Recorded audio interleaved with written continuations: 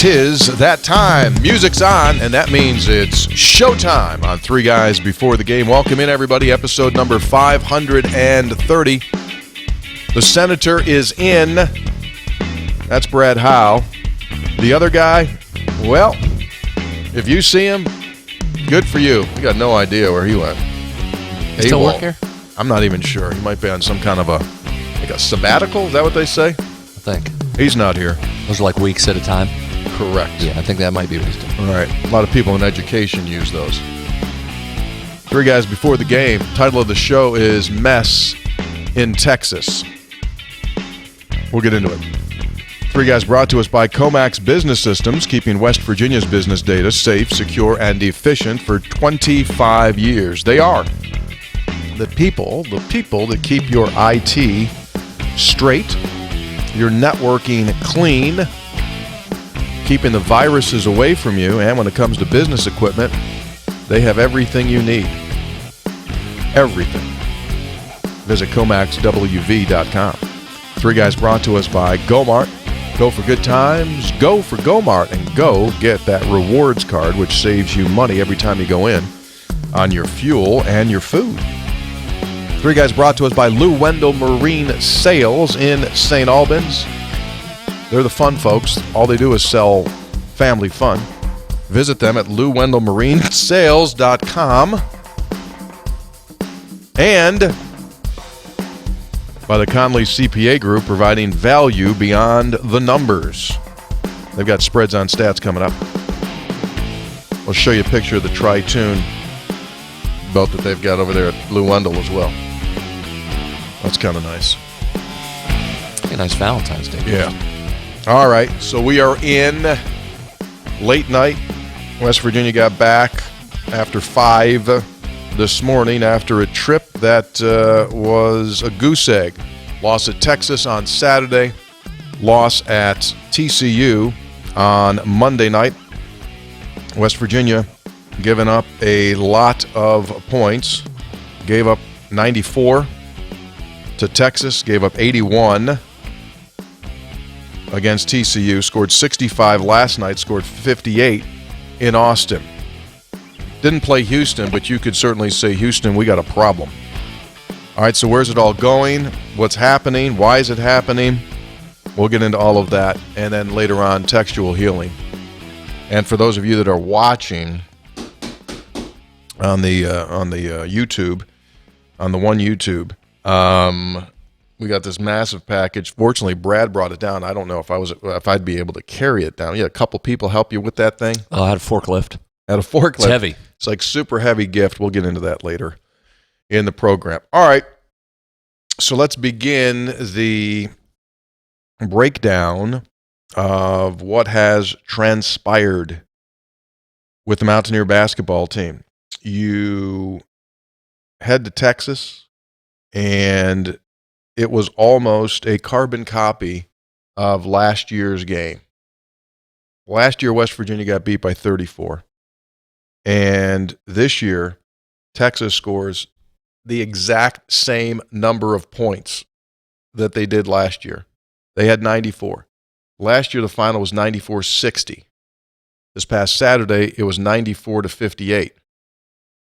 So the bad news is you lost at Texas for the second straight year. The good news is you never have to go there again unless you want to, because that was it. Last regular season meeting between the two. And we talk a lot about situational situations. Mm-hmm. And for Texas, they were in desperate mode. They had lost 3 out of 4. And here comes West Virginia, and they look at them like fresh meat, like a piranha looks at the top of the tank when they throw the food in, and it just goes, right? And that's what happened to West Virginia. Dylan Dessou of the Longhorns turned into a combination of Michael Jordan, George Gervin, and Kareem Abdul-Jabbar all in the same package. Or to use a direct Texas analogy, it was Kevin Durant. Durant-like. Big guy stepped out, hit every shot, 19 points, 13 minutes in the first half, game over. Crazy number, yeah. So that's that. And so then, now you go to TCU. They had lost 2 in a row. They come home after losing to Iowa State and got grinded by Iowa State because of Iowa State's defense. And they're in desperate mode too. They need to get to the NCAA tournament. So West Virginia played with them for about, half of a half? And then it was on. And same theme, West Virginia turning the ball over. I don't think I've ever seen, 2 games back-to-back where you shoot exactly 50% from the floor in the first half and are down by 25 at Texas and down 12 against TCU. Like, that's hard if you tried to do that. Just mathematically, that's hard to do that. 50%, you made half of your attempts, and you're down double figures twice. So that's like super base explanation of what transpired. West Virginia with these turnovers, 15 against Texas, 19 last night. They're playing soft, and this is a big boy league. Every night you're going out there, you're pretty much playing against NCAA tournament teams, pretty much, most of the time. And right now, no answer. All right, that's my opening statement. That was TOO.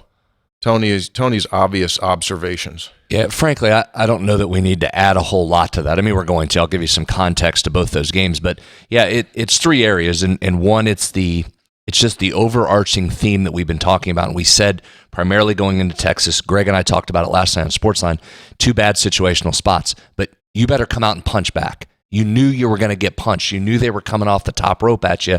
And if you stand there and let them hit you, you're going to be in trouble. And they did in both games. That's one. Number 2, you said it. The turnovers have been a major problem.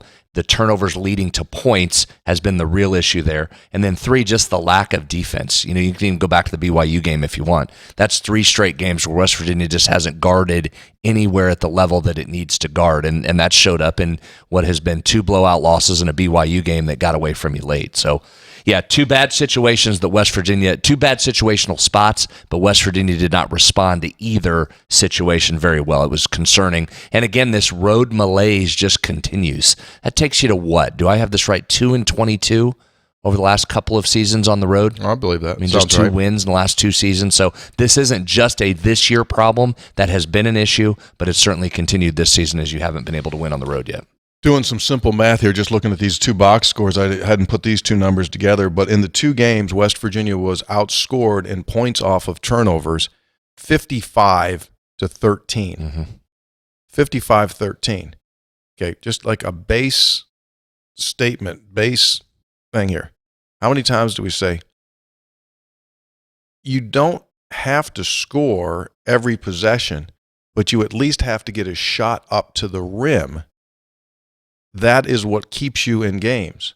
But when you don't do that, you give yourself absolutely zero chance to win. How many times in the last several years in this program did West Virginia shoot a poorer percentage than the opposition, but because of possessing the ball, rebounding the ball, they would take regularly more than double-figure attempts than the opposition? You take 10, 12, 14, 15 more shots in a game, you can shoot poorer, but still win because of that. Well, right now, you take a look at it. Against TCU last night, West Virginia took 10 fewer shots. Texas took 15 more shots. You took 25 fewer shots than the 2 teams on this tour of Texas. And there you go. Drill down even further. Take the Texas game first. That was 31% of Texas's points came off points off turnovers. Correct. You're not going to beat anybody, let alone a decent team like Texas. That would have put them, the 29 points off turnovers, if that finishes the year in that category, it's in the 99th percentile. I mean, you can't do much better. Teams won't do much better than what Texas did in that particular game off West Virginia. And it was for both of these teams. You got 2 teams, and we talked about both of these things. Both like to push in transition. Texas was really efficient, number 1 in the Big 12 in points per possession in transition. So now you're turning it over, which leads to more transition points, so you're playing right into what they wanted to do. You were then getting a TCU team that wanted to run. We talked about their length of possession. We talked about their ability to get out in transition. What did you do? You played right into their hands with turnovers. So if you're trying to control pace, which you needed to do against both of those teams, the absolute worst thing you can do is turn it over. That allows them to get into their pace and play it at their level, which you saw in both of those games. Yeah. Again, here's another base piece. We're down here to the last handful of games. We've crossed the halfway point in league play. And West Virginia has 3 more road games. We've got a 2-game trip coming up at Iowa State, at Kansas State. And then you close the year with a single-game trip out to Cincinnati. And then you got a handful of games here. I've thought all along, since this team finally had all of its roster put together, and I'm still holding out hope, that one of these nights they play in synchronicity. They play synchronized together, which probably is redundant. I hope that they play synchronized. Okay, yeah. You don't need to say together, because that's what synchronized means. Correct. Yeah. I doubled it. I'm hoping that at least one night that everyone has one of those nights where Jesse Edwards scores the ball inside and isn't put into a half Nelson every time he goes up for it. That Quinn Slazinski makes shots. That Carissa makes shots, distributes, doesn't turn it over. That Raekwon was on a heater like he was in the first half last night. Mm-hmm. I don't know if it's going to happen. I'd like to see it. At this point, I think that's about all, from a fan's perspective, that you would like just to hope to see, that have a night. Everyone has a night where you don't get flagrants against Jesse, where you just everyone has one. 4 guys. Just give me 4 guys that have nights. I'm hoping that happens. But with that being said, one thing that has become painfully obvious is that going forward, and this is something that you have no chance in this league unless you are physical, both mentally physical and physically physical, if that makes sense. Mm-hmm. There's nothing soft here. Last night, TCU, they just physically imposed its collective will against West Virginia. Just physically imposed their will. And that is difficult to watch if you're a Mountaineer fan, because of what West Virginia used to be. We used to be that physical team. And this group is never going to get there. Just because of who they are not able to play that style.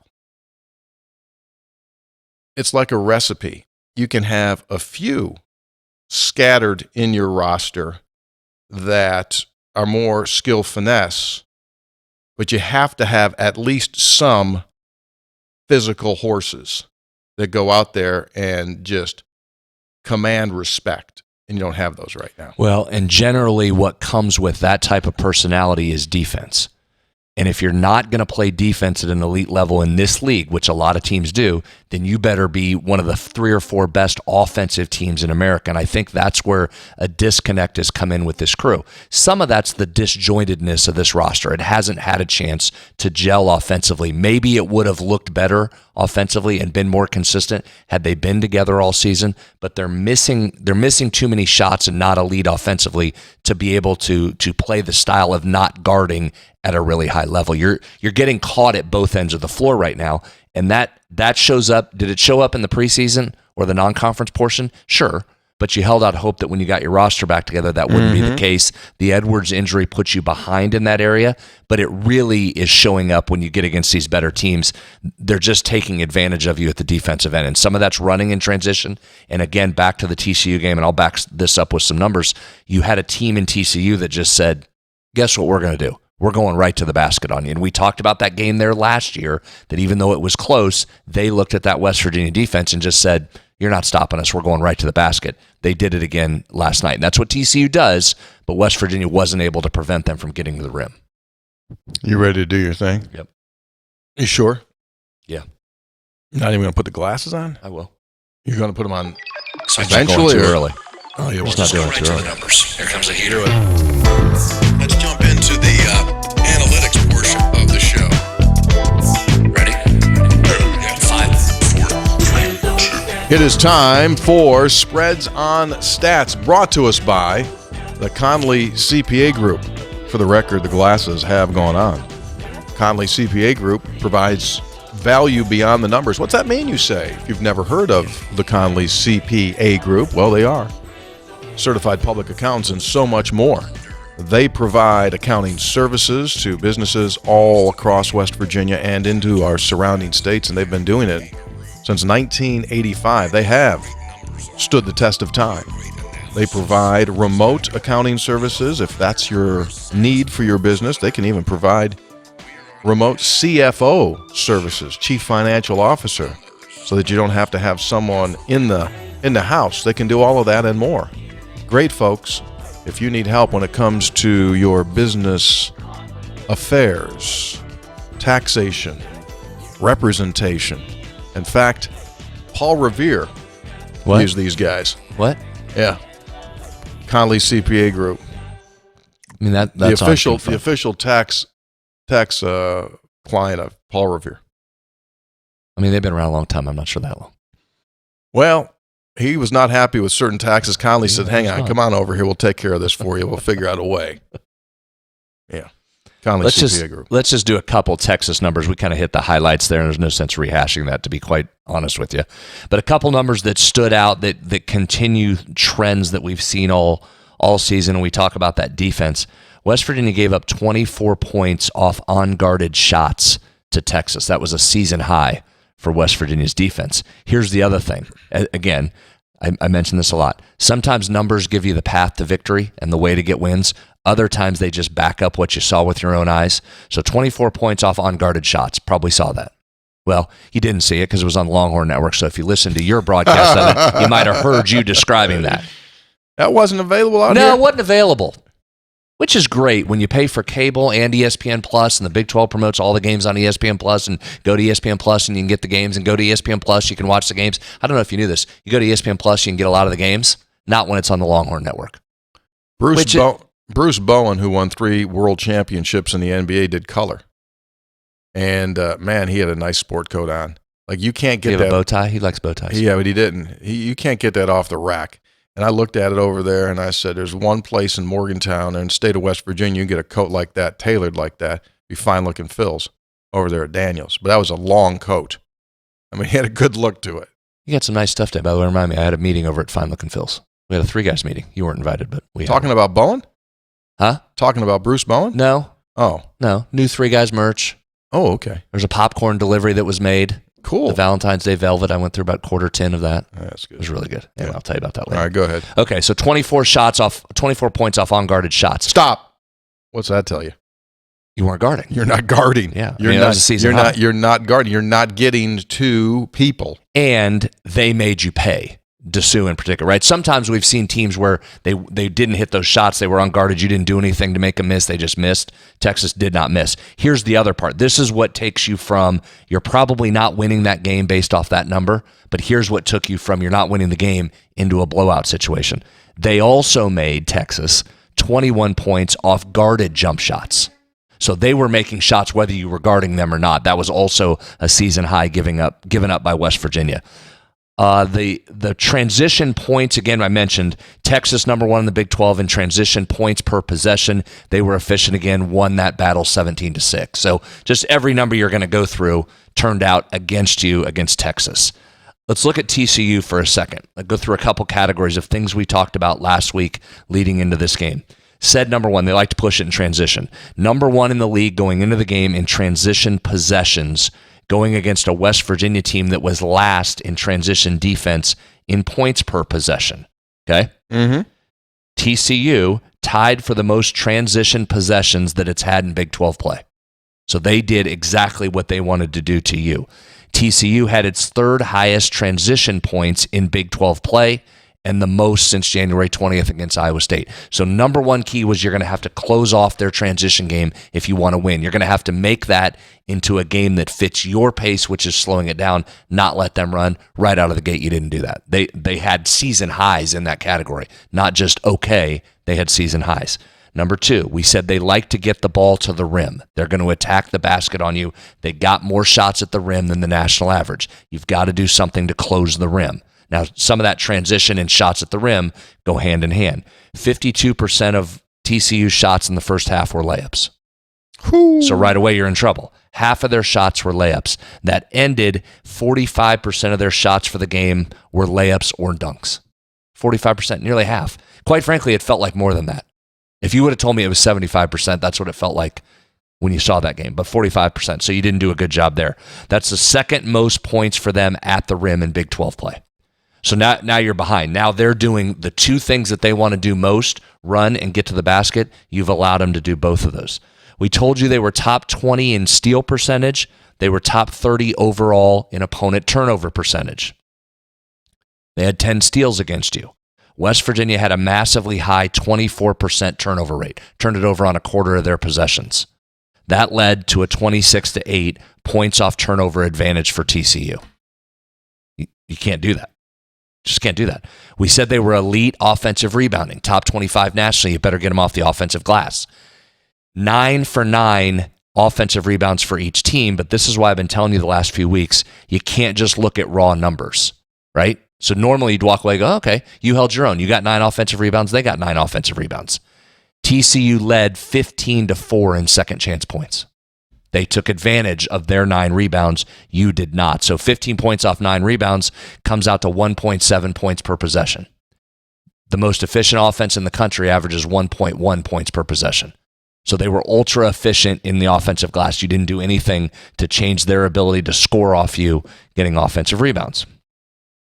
We talked about both teams face a lot of guarded catch and shoots. Which team, if that held, which team would be able to make some? Now, again, this number doesn't mean as much as the others because TCU had so much success at the basket. They had 25 catch and shoot jumpers. 15 of them were guarded, 10 unguarded. They scored 16 points on the guarded jump shots. That's the third most in Big 12 play for TCU. So they scored more than a point per possession on guarded jump shots. They only had 6 points on their unguarded shots. West Virginia had 17 of those catch and shoot jumpers. 12 of them were guarded, only 5 unguarded. Didn't do bad. 18 points off your 12 guarded jump shots. 5 points off your 5 unguarded. Mm-hmm. Here. One last thing. We also said you were going to need to defend TCU's pick and roll if you wanted to win the game. That was one of the things that popped up in their formula for a loss. They had single-digit points from the ball handler in the pick and roll in every one of their losses. You didn't get there. They had double figures on you from their ball handler. So every check mark that you needed to stop them doing something in order to put yourself in a position to win, they not only won the category, they won it pretty easily. And here's another sign that offensively teams are doing what they want. In this Texas game, Texas had assists on an astounding 77% of Texas's baskets came as a direct assist. And last night, Go look at last night. It was 20 divided by 31, 64%. And we've talked about that threshold's right about 60% for West Virginia. That would hold true that for other teams, it stays pretty much in that ballpark. Mm-hmm. Yeah, that 20 assists per game, again, if that held, if you average that throughout the season, you're in the top 7% nationally of assists. So they just were doing what they wanted. Yeah. And real quick, Tony, that's the overarching theme here of this weekend, but then also going back to West Virginia's wins. If the other team's allowed to do what it wants to do, you're not going to win games. You've got to take something away. And against Kansas and against Texas the first time and against Cincinnati, you were able to do that. You were able to make them have to try and beat you some other way than what they want to do. These last 2 games, they didn't. Texas and TCU just said, here's what we're going to do to you, and you can't stop this. Yeah. I mean, the philosophy has always been that you have to blow up, to use the basketball term, you have to blow up what they're trying to run offensively and force them into changing their set. At this point, West Virginia is not blowing up offensive sets and making a team go to its secondary options in a set. They're being allowed to run what they need to run. And as a result, here's a couple of thoughts. Are you done with numbers for now? Yeah, done. Two things that hit me here. One of immediate note and one of future note. And I'll do the future note as well. As we get through this and we grind through this, and there's a month of the season left. And I know this is not fun. This is just like, this is not good because you're normally not here. You're normally not into this as bad of a situation. But the future is this. West Virginia will get back to winning basketball games. Down the road, West Virginia will get back to winning basketball games. And why and how can you say that? Well, you will because you got a couple of things. One, you have got history on your side, right?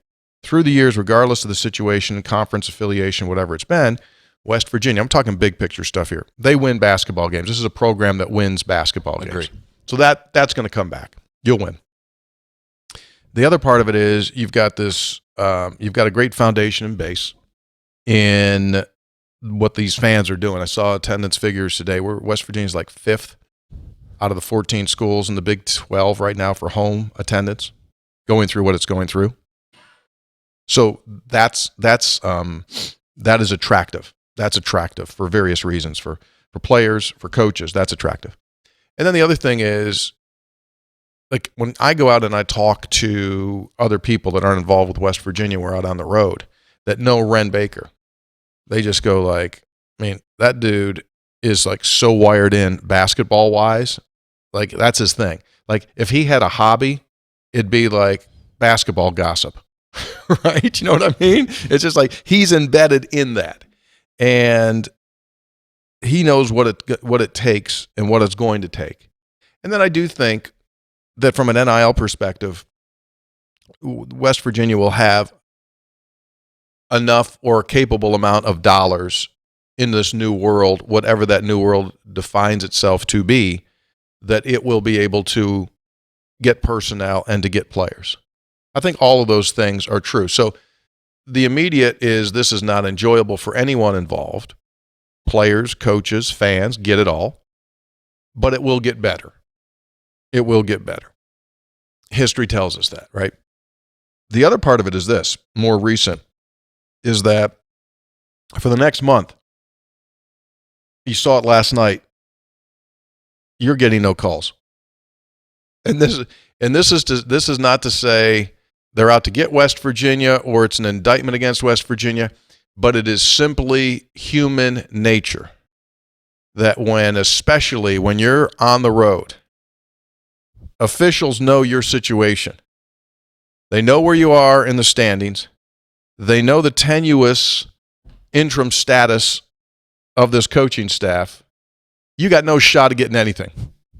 If there's a 50-50 call, and I know that's Jamie Dixon over there, or that's whoever, benefit of the doubt, and you're on the road, you ain't getting it. I thought last night had nothing to do with the officiating. However, the game's outcome wasn't decided by the officiating. But, there is some absolutely whack and hack that's going on out there that is just, wow, you're getting zero. So you got to play through it. The 2 Jesse Edwards flagrants were like, okay, yeah. by letter of the rule, if you say there's contact with someone's face, but both of those could have easily been basketball play. I'm surprised they weren't considered basketball. I don't know how they weren't considered basketball play. So I'm just saying as well, you got to eat that. And you better get ready to eat it. You're going to get zero as far as any benefit of the call. And that's another reality. I personally have to deal with that. I personally have to just, when it's like, I just have to like put my Jake brake on. You know what that is, right? You know those cold trucks, they put that air suppression. You know that brake? Where you just kind of, I got to put my air suppression system on, my Jake brake, because you just want to scream. You're not going to get it. That's what it is. 2 observations. I've got a lot to say on your second observation, but I will refrain. Why, you think you get suspended? Until a later time. You think you'll get suspended for conduct on becoming of a Three Guys host? Suspend me. I mean, you never know. We might have a league commissioner here. Going to suspend me, but I'm just not going to go into it right now. The first part I wholeheartedly agree with, and you can sum up. You did it very eloquently there, I thought, but you can really sum it up with one word or 2 words. People here care. Is that 3 words? People care. People here care. If you want to go 3, you go 1 word, just say care. Care. You can. And I mean that from an administrative standpoint, from a fan base standpoint, just the support that exists for the programs here. When people care, that's what you're looking for. So yeah, you're going to get back to winning. You're going to get back to winning. I'm hopeful down the stretch here for this staff and these players. There's some moments like they got to experience with the Kansas game in particular. Yep. I hope they're able to stand up and fight back on some of these. And if it's just the home game, so be it. But you stand up and you punch somebody right in the face that waltzes into the Coliseum that thinks they're going to have a day and run you out of the gym, and you step up and you punch them right in the nose to start, and you win the game and everybody gets to celebrate. So I hope people keep coming to those games, and I hope there's a moment where there's some country roads that's being sung after the game because you just whacked somebody that didn't think they were going to get whacked in here. If nothing else for this season, give them a couple more moments, those players, staff, and the fans, some moments here where you can kind of walk away and go, okay, thank you guys. Yeah, and you have a couple of opportunities right off the top, right? UCF, they big boyed you in Orlando, and then last night, TCU. It's hard to play on the road. Ask Kansas last night at Houston. Holy cow, right? I know they didn't have DeJuan Harris, but whoa. So that's what you got to hope for. Kansas at Texas Tech, you mean? What did I say? You said Houston. I'm sorry. Yeah, at Texas Tech. Texas Tech lined up, drilled them. Yeah, exactly. I mean, Grant McCaslin, probably coach of the year. What do you think? As we sit today. Yeah, right. He's probably coach of the year. Which also is a pretty good indication of what I've been saying since this transfer portal opened. Never at any time in college sports history, and you can complain about the way it is all you want, never have you been able to change fortunes faster than you can change in today's day and age. It's not a guarantee that things are going to change, but you have the ability to change your fortunes more than you've ever had at any other time. Yeah, and that's the unfortunate thing about West Virginia this year, in that Josh did not have the ability to put this thing together. Think about this. When Raekwon Battle and Noah Farrakhan were not eligible to play, they weren't practicing with the first team. They were on the scout team. So it's not even like they were playing with the guys that they eventually were going to play with. Then Jesse gets hurt, and that's 6 weeks. And so we'll never know. That'll be one of the great unknowns. Okay, what if? That'll be on the top 5 to 10 all-time great Mountaineer what ifs. Sure. What if Major Harris didn't get hurt in the Fiesta Bowl? Right? One of those. Yeah, you don't know. Because it was a disastrous situation from the very beginning. An impossible situation, period, end of story, had you just had the coaching change. Just stop right there. It was impossible moving forward. The fact that lineup kept getting tossed around never even gave you a chance to see what you could compete with. Could you get to a 7-11 situation, which could have been an NCAA tournament type of situation? So never had a fair shot this season from the very beginning. Three Guys Before the Game is brought to us by Lou Wendell Marine Sales in St. Albans. Yes, time is coming for you and yours to hit the water. It's coming up. Lou Wendell Marine Sales happens to be the single number one best, largest pontoon boat dealer in the state of West Virginia. So if you are a pontoon enthusiast, this is the place where you have to be. It's just like absolute, got to go, got to talk, got to see those folks. Been in business 40-plus years, located in St. Albans, and their website available to you at LouWendellMarineSales.com. They carry the Avalon boats. They're manufactured by Avalon, which is 100% made here in the United States, and they've got some just sweet stuff. And it won't be long for boating. You can feel it. I mean, you can kind of get a feel every here and there. A day or so go by, you get a little of sunshine that just makes you go like, oh, yeah. I mean, last week you felt it. Oh, yeah. No, you're not right today. It was gorgeous. It was cold as hell, by the way, in Fort Worth. Ridiculous. Disappointed. You thought you'd go down there and get a little warm. We're headed back the other way. We're going back warm here next week. Yeah, that's true. But anyway, Lou Wendell Marine Sales. Check it out. They've got just incredible selection. And on Thursday, I'm going to tell you about their new 3-guy special. Oh, there is? Yeah, Thursday, the debut of the new 3-guys Lou Wendell Marine special. Visit them at LouWendellMarineSales.com. Got new business hours as well. It would look good out on Cheat Lake, Summersville Lake. Well, that could be cheat right there. I don't know. You think that might be Deep, cheat? take that thing to Deep Creek. Oh, yeah, it travels. New hours, by the way. Monday through Friday, 8:30 a.m. to 5. Sundays, 1 to 5. Sundays, 1 to 5. See, boating season's coming. Got to be open Sunday. They're ramping it up. Mm-hmm. All right, we'll talk more about Lou Wendell. They are the official pontoon boat dealer of the state of West Virginia, and they also they provide the James Bond movie series with the pontoons. Whenever you see James Bond in a pontoon through the years, it's Lou Wendell. Unconfirmed. Working on that, get confirmation on that. All right, so with all of that being said, what do you say we do when we need some textual healing? Yeah. Probably a good time for this. Mm-hmm. Textual healing is brought to us by episode800.com. That's our website where you can take a look at our merchandise, which includes coffee, Game Day Grind, sold out of it this weekend at Mountaineer Roasting. They celebrated their 3-year anniversary. Shout out Rusty. Sold out of it again. Uh-huh. By the way, I'm having some right now. Hope you don't mind. I went over saw You had Rusty. some already, didn't you? Yes, I did. Would you put it in like an IV drip or something? I needed a shot. I needed a little something to take the edge off. Late night for the world champion Mountaineers. Which is why I thought you'd pull you've done this before. I thought you'd double up. Get one that you drink quickly in the truck on the way here, and then have one on set. Surprised. Didn't have time to You know you got to do Sportsline tonight still. I know. I didn't have time to make the coffee. Literally got out of bed, ran downstairs, did the textual healing things, got up and said, I'm gone. I know, but you swung into Russ. I thought you were just going to get 2 to go.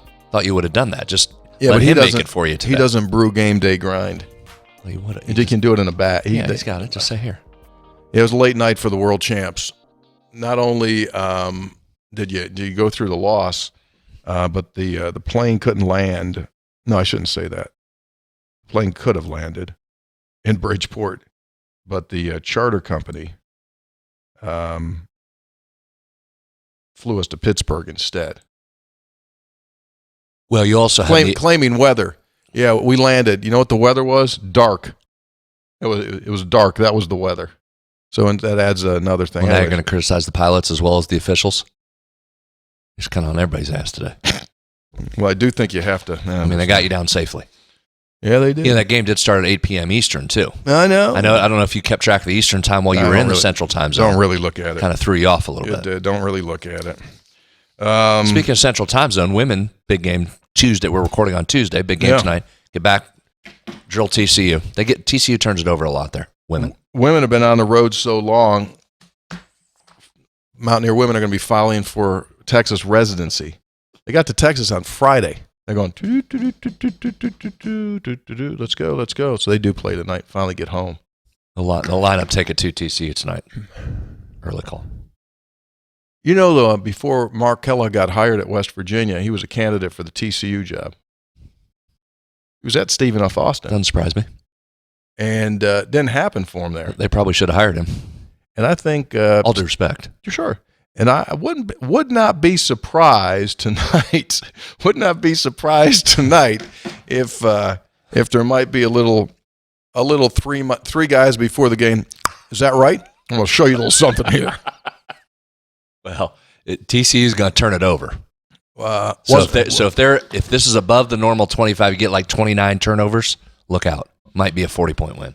Yeah, I'll say this. I think West Virginia wins. But I think it also might be stupid.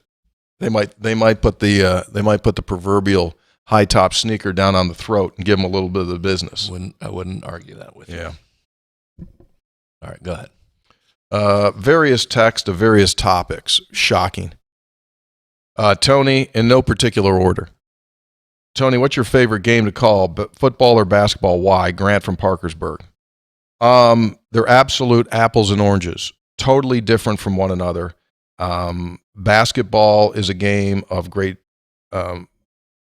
fluidity and rhythm, and it can be done, with one or two people. Football is a team broadcast. Spotters, statisticians, analysts, producers, sideline reporter. It's just a different thing, and the flow of the game is much different. So I don't have a favorite. They're both extremely fun, but they're both extremely different, if that makes any kind of sense. I enjoy both. Texter, constructive criticism. Here comes a heater. The chocolate bits didn't melt on the popcorn, but it's still very good. Signed by Stan. Are they supposed to melt? So he's talking about the Valentine's popcorn. Yeah, those little mini chocolate chips. I don't think they're supposed to melt, are they? I think you raised a good point. Stan, I think they may have been added in for texture purposes to give you a crunch. Anyway. Hey, three guys, this is Joe in Valentine's, Virginia. My wife and I are greatly enjoying the Valentine's Velvet Delight here in Valentine's. Great product. Looking forward to Tony's next surprise product announcement. So are we. Did I go on record? I'm not going to start. Texter, going back a few of your episodes regarding the pronunciation of Ohio. There are parts of southern West Virginia that I recall growing up hearing about oh-hi. No O on the end, just oh-hi. Had not heard that one. Keep up the great work. Hashtag HTB, which means hang that banner. Philip from Philippi. Hey, 2 1/4 guys. I wonder if the senator would evaluate that stat as a winning podcast. Anyway, keep it short. Heard a texter reference Philip from Philippi. So a guy who identified as himself as short texter, Philip from Philippi. I feel like I qualify for P1 listener status now. I quickly called the wife and told her I have arrived. I love the show. Signed by Philip and Philippi. Yes, you have, Philip, in so many different ways. Texter, having the men's and the women's teams traveling together in basketball makes sense from an expense standpoint, but isn't one of the teams going to get the short straw on schedule? If one game starts at 7:30, it means the other game has to start at 4 or so. During the week, it's not a great slot. I guess on the weekend you could go early, noon, and 6, but it will still impact the crowd more than a standalone game. It feels like it's the opening act for the main attraction. No, none of that's ever going to happen. They don't care. They don't care about what the time of the games are. They don't care about if West Virginia is playing at the same time as the women. They don't care. It has nothing to do with it, unfortunately. But that's the reality of it is. And to know the men's team would never wait for the women, and the women aren't going to wait for the men. Can't do it. You can do it in the Mountain East Conference here, right? Sometimes the women play in front of the men. Is that all the time? Mm-hmm. Yeah, makes sense when you don't have the planes, trains, and the automobiles, but it won't happen. Then you enter into the whole TV thing. Too many logistics. He continues, in terms of refereeing youth sports and soccer league in Robinson, Illinois, they have it figured out. The parents, very respectful to the referees in that league. Didn't hurt the referees were from the local medium security prison. Huh. That'll get her done. Interesting. Final note, Cam Thurman coached youth basketball in Robinson, Illinois. They ended each practice with, beat the hell out of Pitt. Thank you for the show. Thank you. Cam. More about Nick Saban's home location. During this past episode, a listener texted that Nick was from Carolina. Since Nick retired, I've heard he is from 1, Fairmont, where he was born in Fairmont General Hospital, 2, Monongah, where he went to high school, 3, Ida May, home of the famous Ida May Black Diamonds, where he played youth football for his dad, and 4, Carolina. I believe his house and dad's filling station were located in an area known as Helen's Run, which is a quarter mile down US 19 from Worthington. You take your pick, but he's still the most successful coach of all time. That's good. You know that Helen's Run? Put run on the end of a name. That's always pretty good. That's nice. You just put a run on anything. Like, for example, like, where's he live? He lives down Brad's Run. That's a good one. Where's he at? He's down there, Hoppy Run. You just put run on the end of something. That could be a T-shirt. Texter, I just saw the spring game date. Why is it played in front of a few hundred fans when Laidley Field in Charleston would have thousands there? Did the Greenbrier spring game not teach anybody anything? Here's an idea that's guaranteed a sellout with tickets at $10 per. Marshall in the morning, West Virginia in the afternoon. Well, that's signed by Ken in Kentucky. Ken, the game in Morgantown draws more than a few hundred fans. It draws several thousand. And be quite honest with you, it's just too big of an operation to move. And they use it for recruiting. They have people on campus. They get recruits on campus. So Laidley doesn't do anything, doesn't move any needles. Just ask Don Nealon. He turned the buses around. You don't tell me. I was standing in the parking lot waiting for him, taking shrapnel from everybody. It was not a fun time. What do you mean? It was not a fun day. That is one of the all-time greats. For those that don't know, West Virginia was supposed to practice down there. They're on the buses. They're heading down the interstate. And some of the advanced people got down there earlier. They looked at the field and they went like, can't practice on this. This thing's like a rock. So word got back. Donnie N gave it the turnaround. That was a great PR. Situation there. That left a lot of people salty for a couple years. You can laugh now. It wasn't funny then. It was not funny. Yeah. Even less funny when you're standing in the parking lot. All right. Hey, guys, here's your long text of the, remember I instituted the one long text? Yeah. Last episode. This is it. Okay. Brian writes, loyal listener, love the show. Wanted to give you a heads up. Saturday, Baylor game. We got a group of 450 kids coming over from Landon's Library Youth Basketball League in Garrett County, Maryland. 150 kids that play in our league as well as the leagues in surrounding Preston and Tucker counties. Landon's Library was created in 2006 in memory of Landon Bowl, who passed away unexpectedly at age 2 while we were at a WVU football game. His legacy has created numerous opportunities for the youth of Garrett County. Deshaun Butler and John Flowers attended our annual fundraiser this year, and they were the hit of the party. The highlight for the kids is always to come down to the floor after the game, shoot foul shots, and catch a few autographs. If there's any chance you find celebrities, could stick around for a few autographs and pics after the game, the kids would love it, and it would raise your celebrity status in Garrett County at a new level. Fully understand if you can't, but we wanted to extend the invitation. Thanks in advance. And by the way, I am a CPA. So thanks for all the CPA plugs throughout the season. We perform under pressure. That's what we do. Attached is a picture of our stack of tickets and food vouchers for the kids. There they are, Brad. WVU's biggest group of the year. Thanks for all you do. Signed by Brian Ball. Awesome. I'll be there, my man. Senator might be there as well. Kercheval, you might as well send out an APB. Don't know where he is. Don't know where he is. Texter, Rob from Ripley. You know, you attacked me, by the way, when I went after the CPAs. I think I have built an incredible relationship across the state with CPAs. They know me. They respect me. Yeah. I think it's more about Conley CPA took the plunge and decided to bury the hatchet and join the program, and that showed that it was a CPA-friendly program, even though at times you were not. I give them more credit than you, quite frankly. I think there's some fringe CPAs that run around each year that just get really nervous around this time of the year. And my point to them is like, well, you know it's tax season. It gets to be tax season. It's always tax. Why are you nervous? And I would say this to all the CPAs that are stressing out right now.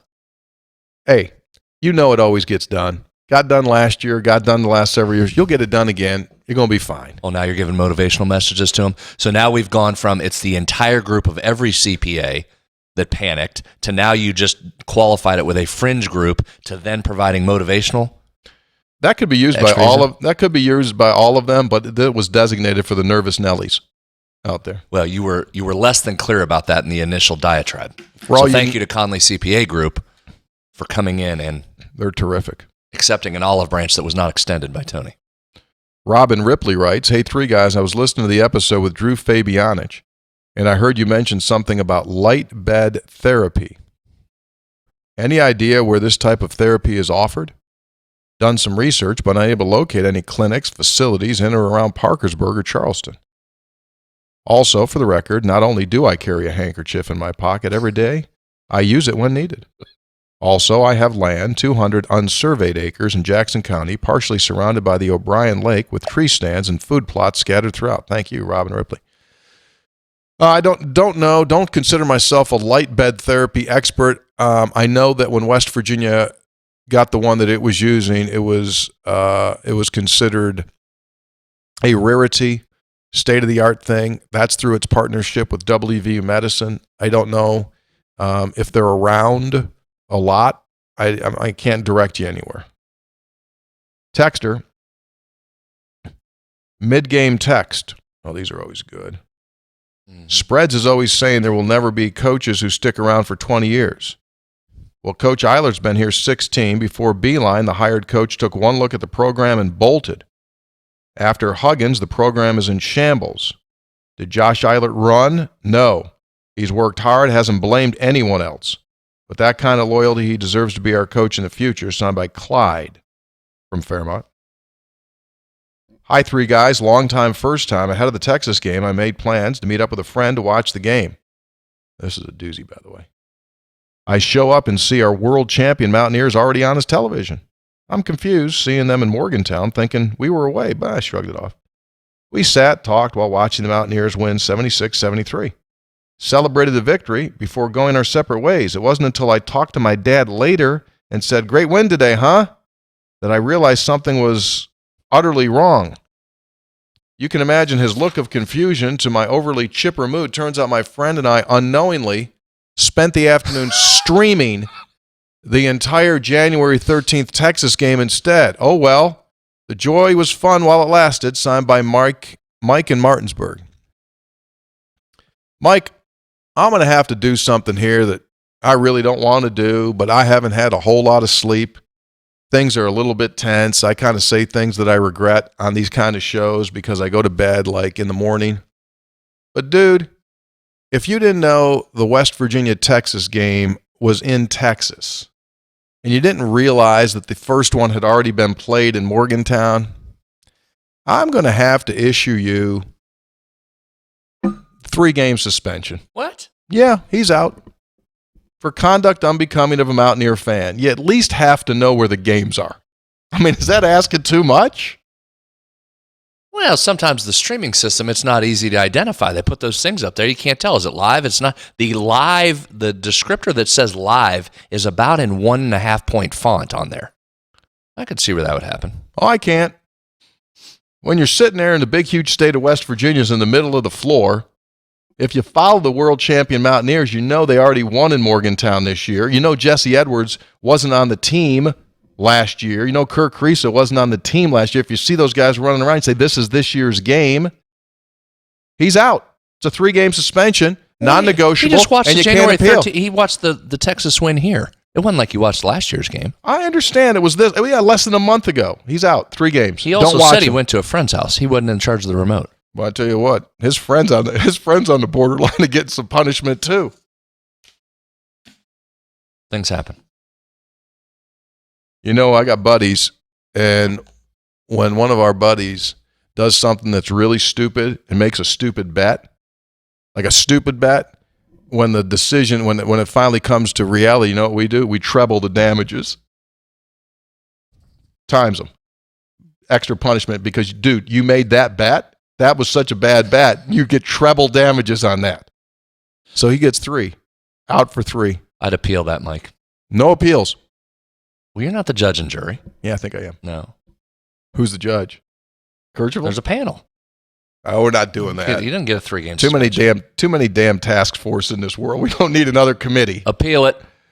Tony's like the NCAA right now, trying to hold on to making the rules. He don't make the rules. Texter. Oh, he continues. Wait a second. No, this is somebody else. Anyway, hello. I've listened to the show since the first episode. This is the first time I've texted. Brad, over under. 16 different offensive players score a touchdown during the next Mountaineer football season. Thank you. Love the show. Over. I think every player listed on the offensive side of the ball scores a touchdown next year. I think our starting center next year scores 3 times. Josh in Morgantown. I have Landon Ravenswood. Of course you do. Justin from Princeton, New Jersey. I saw this beauty at the local Dollar Tree. It's a Reese's cupcake. What in the world? Have you folks seen or tried this? Maybe Brad has devoured if he'll gladly ship some your way in exchange for a 4-pack of canned Hoppy Brews. Go Ears. I have not seen that. Let me ask you this. What is going on at Reese's? Are they just like absolutely giving the go-ahead to do anything?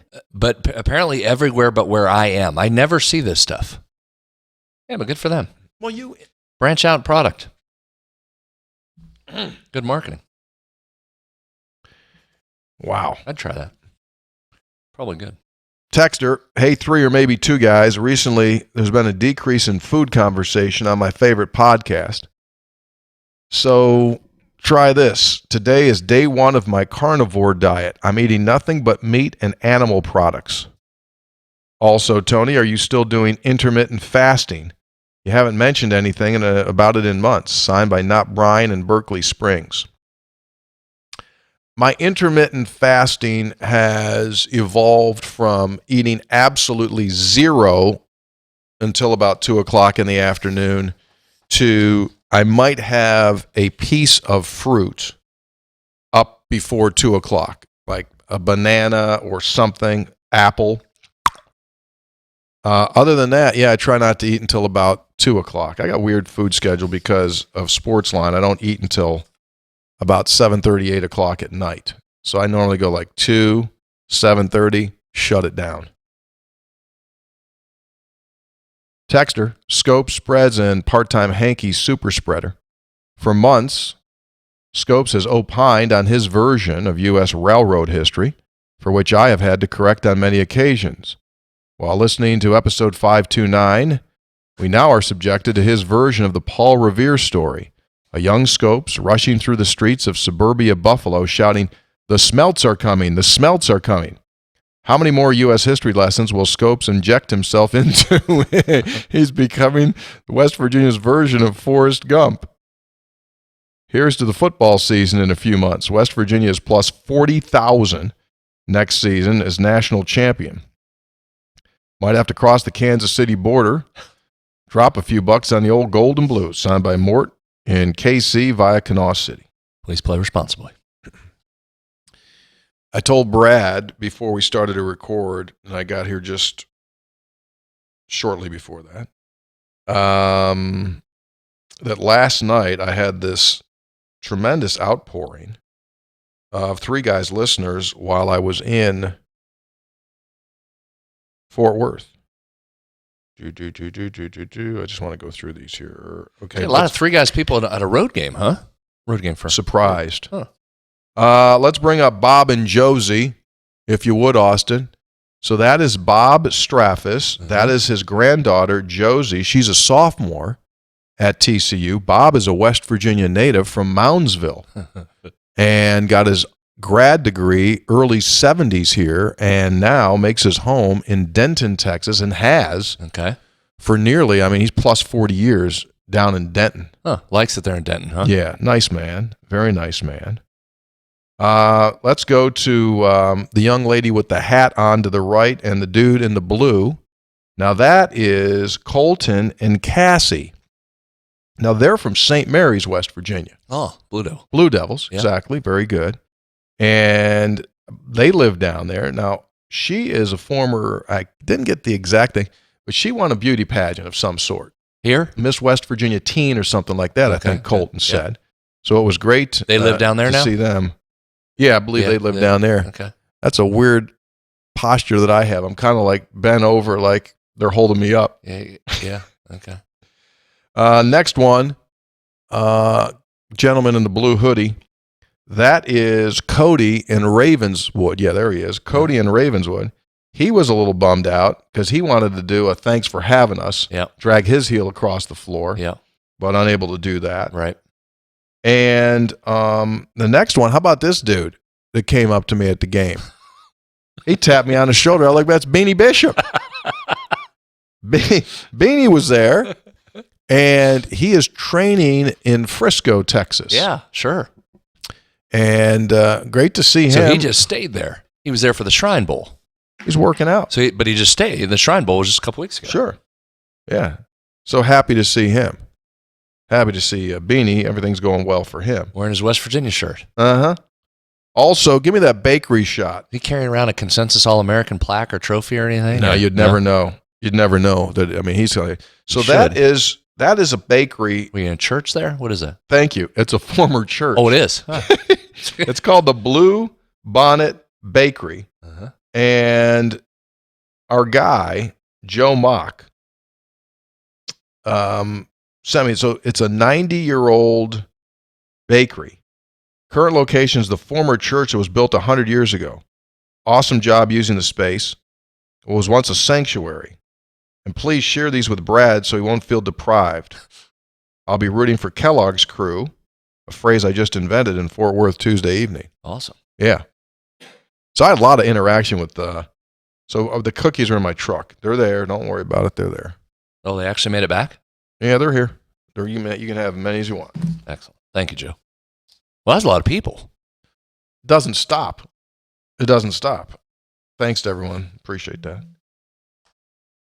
Texter, in response to the texter who asked for the must-listen-to episodes of Three Guys, who was just say, give me your best. This person says, I nominate episode 467, titled Three Guys Interview Three Guys. One of my all-time favorites with some truly great stories from the Three Guys, JD and the Southern Coalfields. All right, there you go. P1 James in Charleston. Way off topic, I'm sure, but I have a soccer question for Hoppy concerning his hire. Coach Dan Stratford, his 4-year contract expired in January. There's been no announcement of an extension or new deal. He certainly earned a big bump. Any inside info, can you inquire? Thank you. I haven't heard anything. We can inquire. You got anything on that? I do not know. Hoppy doesn't talk about when he renegotiates contracts. Yeah. Of course, with him, he'd probably just add like a $5 restaurant gift card. No I think question. that was enough. Oh, yeah. He'll give you like, here's a thing that'll get you free Grubhub for a night. Oh, really? You went to a Final Four? Okay, we'll take that from $5 to $10. Here you go. Enjoy. Oh, boy. Hoppy Kercheval. He's a dandy. He is a dandy when it comes to salary. Whew. Whew. Hey, Three Guys. Phil from Fairmont, not Philippi. I just saw this at the Cracker Barrel in Fairmont. Took a picture. My wife asked what I was doing. I told her I was going to send a message to Three Guys. She looked at me like I grew a third eye. I said, Brad would love it.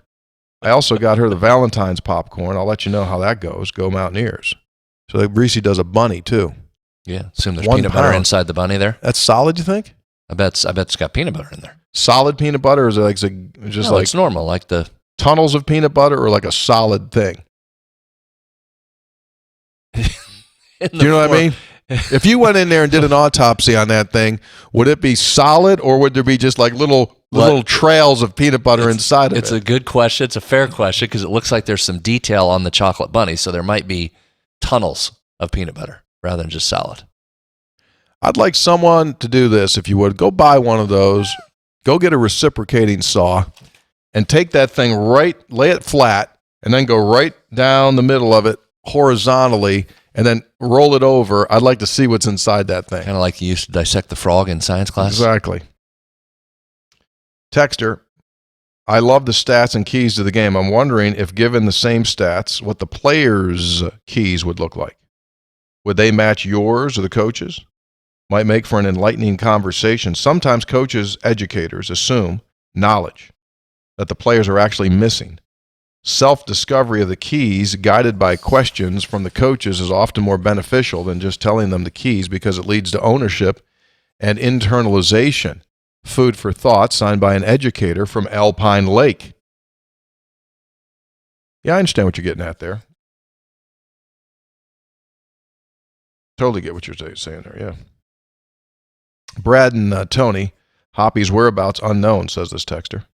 Monday's sports line, Brad read a text saying that the linesman at the Super Bowl was Mark Perlman, who played at Salem College in the mid-1970s. One of the officials. Yeah, how about that? Another Salem, West Virginia connection is that Colton McKivitz's football coach at Union Local High School was a Salem grad, Bruce Stiles. There you go.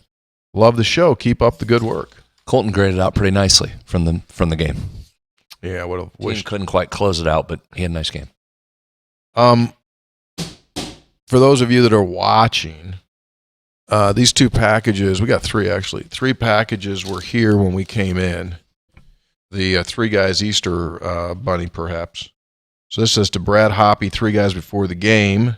Oh, this is to Brad Howe. This is you, dog. Yeah, but it's for all of us. I'll open that one if you want, or the second. Yeah, go one, ahead. whatever. All right, I'm moving over here. Yeah, this is from our guy Tommy Boy from Independence. He sent us stuff before. Go ahead and open while I'm reading this. Just open. Go ahead and open. Grants you access to open a package addressed to me. He wrote us a nice card too here from Tom Barber. Says, I want to say mahalo or thank you for continuing bringing laughter and joy while listening to your great podcast. We appreciate y'all for taking our minds off the daily grind. You guys always rock. Wrote some other nice stuff too. Tommy, thank you. He also, I saw him at one of the recent games, had a thanks for having us shirt on. Oh, you met him? Sorry, well, I've met him before. That's how I recognized him in the stands, his seats. A nice thanks for having us. What do you got in there? It says the sweetest pineapple in the world is grown on Maui. And it's just something peanut butter or pineapple. Ooh, pineapple saltwater taffy. Oh, my. Like, this dude gets around. Like, he's a traveling man. Him and Ricky Nelson. Thank you. That's good. We'll pound that. Boy, that looks really good. Man, I'll tell you what, this stuffing you put in here will make a mess.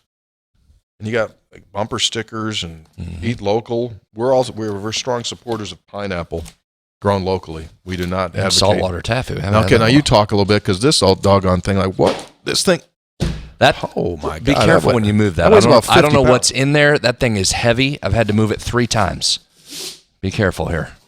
Also from Tommy Boy. Dude. Oh, what do we got? Oh my gosh, they actual pineapples? This could be real pineapples. So this is kind of like the Harry and David pear. Yeah. But real pineapples? Like from Maui? Here's a card. Gift to 3 guys before the game crew. Gift from Tom Barber, also known as Tommy Boy.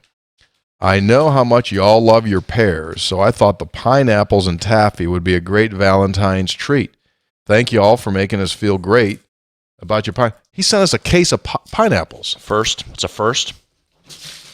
You said you like to have fruit. You know what else I really like about this? You know, I love, this makes you nervous. Like he illegally shipped pineapples. You can't just ship pineapples. This ranks up there with the fig tree. I think you can. It's in Hawaii. It's the United States. It's not like all your buddies that, bring an illegal contraband back from Italy. We might have a problem. It says perishable, stored at 45 degrees. Oh, really? Here, talk for a second. I got to go get a utensil. Are you going to open this right here? Yeah. There are actual pineapples in there. By the way, open one of those bags of saltwater taffy. You're going to like this saltwater taffy as pineapple. It's good. Oh, be careful. You think we can still eat it? That. You said store at 45 degrees. Yeah, that's good. Oh. Well, those are pineapples. Tommy Boy has done it again. First time we've ever received root beer from him. First time we've ever received pineapple. Dude, we got freaking pineapples. It's pretty nice. Really nice. Hang on. Be careful. Awesome. Maui Gold. Do you guys eat pineapples at your house? I like pineapple. You got one of them things? No. Just we do. Ours doesn't. No, you just go in there with a hack and whack. All right. Thank you so much, man. Words can't describe it. I mean, you gave us those, that root beer guy. We crushed that root beer.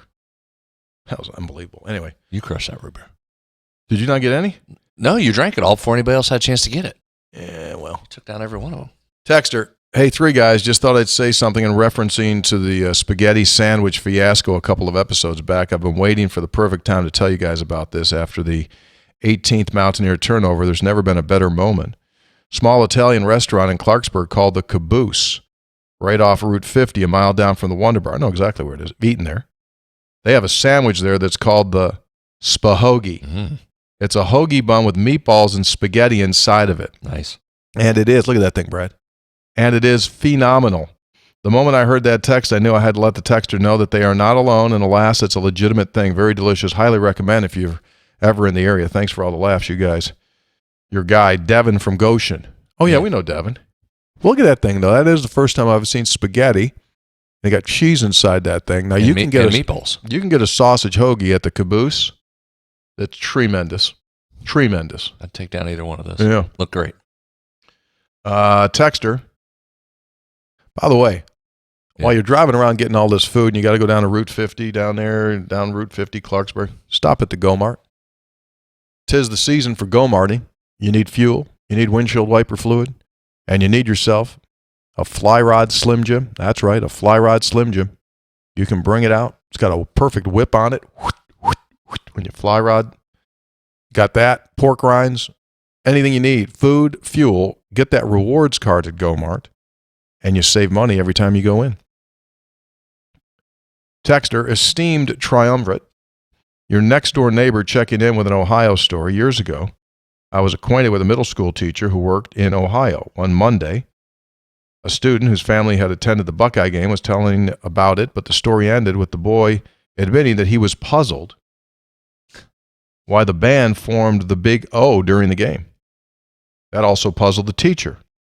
What letter should they have formed, the teacher asked the little student. And he said, an A. And the teacher said, why an A? And he said, for Ahia. Sometimes you just have to be grateful for your neighbors. One last thing. Last night, the game against TCU, first time I felt that the effort wasn't there. I worry we are on the verge of unraveling. It's a concern. Texter, as the unofficial West ambassador of West Virginia athletics in Fort Worth, I had to find the father-son combo that did the game last night. Absolute pleasure talking with Andrew about the upcoming baseball season and meeting TC. Oh, we just showed this was Cody. Win or lose makes me feel connected with home. Cody in Fort Worth via Ravenswood. Yeah, there he is. Oh, there's Andrew. Yeah. Hey, three guys. Greg in Morgantown. I saw the senator walking into Daniels this morning, and I yelled at him from my car. True. That reminded me I needed some coffee beans, so I went and picked these up out there at Mountaineer Roasting. Love the show. Perfect. Thanks, Greg. I didn't know it was Greg when he drove by, but somebody did slow down, wave, honk. Well, so I was walking in. I'm glad you got those Had there. my shift this morning. You worked this morning? Worked my shift, yeah. Tireless. Okay, so that's it. We're out of trouble, maybe. Who knows? So what have we accomplished? We talked Mountaineer basketball, and I've issued my first ever 3-guy suspension. Which is being appealed. I'd like to, for our listeners out there, you tell me, seriously, I would seriously like to know, do you think that warrants a 3-game suspension if a Mountaineer watched a taped version of Texas-West Virginia and didn't realize that the game on Saturday was in Austin and he watched the one from January? I think it's grounds, but I'd be interested to see what you think. Give him credit. Admit Watch a game that already happened. You know what? Probably much more enjoyable. You know, if there's going to be any clemency in my punishment, that may be it. That the fact that he fell on the sword and admitted it. He could have gone around, just never tell anyone about that. That might give him, I might pull it back. Might suspend it. Might suspend the sentence. As predicted. It's like the NCAA. Challenged with actual information, you back down. No, it's pity. It's no information, it's just whatever pity. It may be. You provide information, you back down. Hello, NCAA. Thanks to Austin Wright for our production here today. Special thank you to Tommy Boy for sending us live pineapples. How many are in there? He said he toured the facility there where this stuff was produced. I don't know. That's pretty good. I'll tell you what, my boy gets around now. He does. He might want to work himself into a He's sponsorship. got that house down in Myrtle Beach. Oh, that's him? Yeah. He's offered it up multiple times to us. Oh, okay. 3 guys brought to us by Comax Business Systems, keeping West Virginia's business data safe, secure, and efficient for 25 years. They have you covered. remote IT services. They'll do a complete computer colonoscopy within your business to let you know where you're safe and where you're not. 3 Guys brought to us by GoMart. Go for good times. Go for GoMart. Are we going to do anything in Myrtle Beach this summer? We'll have to talk about it. We probably are booking. Are we booking dates now for the summer? Probably should be. Probably. Yeah, I mean, it's running out of time. 3 Guys brought to us by Lou Wendell Marine Sales in St. Albans. They know spring and summer is coming. It's time to put you into a pontoon. Visit LouWendellMarineSales.com, the premier pontoon boat dealer in the state. And 3 Guys Spreads on Stats brought to us by the Conley CPA Group, providing value beyond the numbers. On Thursday, we'll return with a preview of West Virginia and the Baylor Bears. That'll do it for us. 3 Guys before the game. Over and out.